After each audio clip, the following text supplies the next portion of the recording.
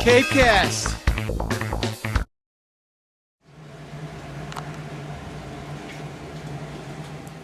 Tell us what happened with this opossum adventure you've just had.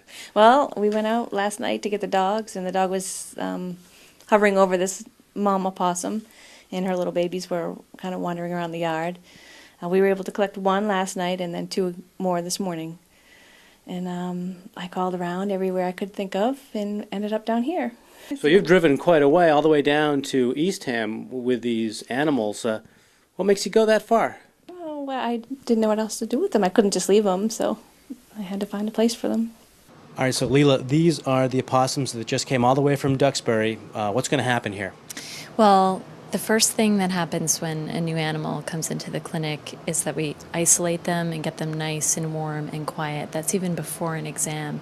Everyone's instinct is, oh, I've found this injured animal. I need to, examine them right away and handle them right away and give them food and water. And it's not like that. Just like a person who's in shock, you want to get them calm and quiet and warm. Then you do your exam. So that's what we're about to do. So she weighs in at about 97 grams. That means she's probably 97 to 100 days old. They're born the size of kidney beans. This little girl, you can see her pouch. Of course, opossums are marsupials. She also suffered 2 puncture wounds from the dog that killed her mom. So she'll have to be started on antibiotics right away. And it's why it's really good those folks drove the animals down as soon as they could from Duxbury, because the sooner you get on antibiotics, the better chance you have of surviving the infection. That's a serious puncture. That's right into the animal's abdominal cavity, so it needs to be dealt with. The first time's always scary.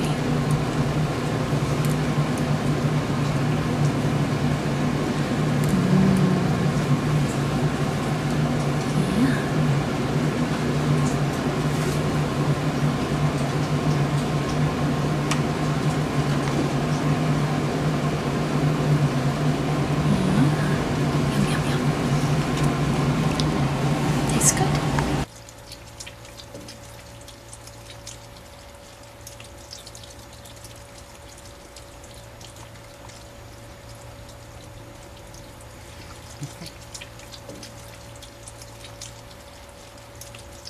So Leela, the obvious question, you've got a lot of opossums. What happens to all of them?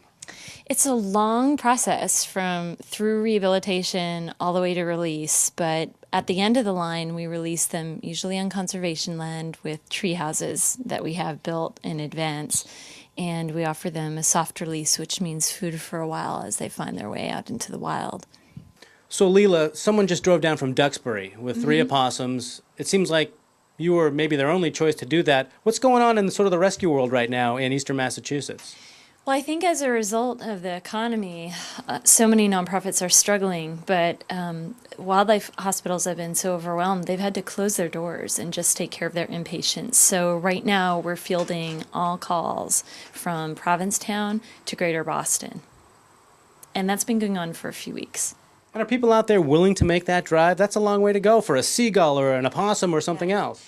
You'd be amazed. We have a squirrel from South Boston. We got a goose from Sturbridge. We have someone driving down right now from Sagamore with a gull.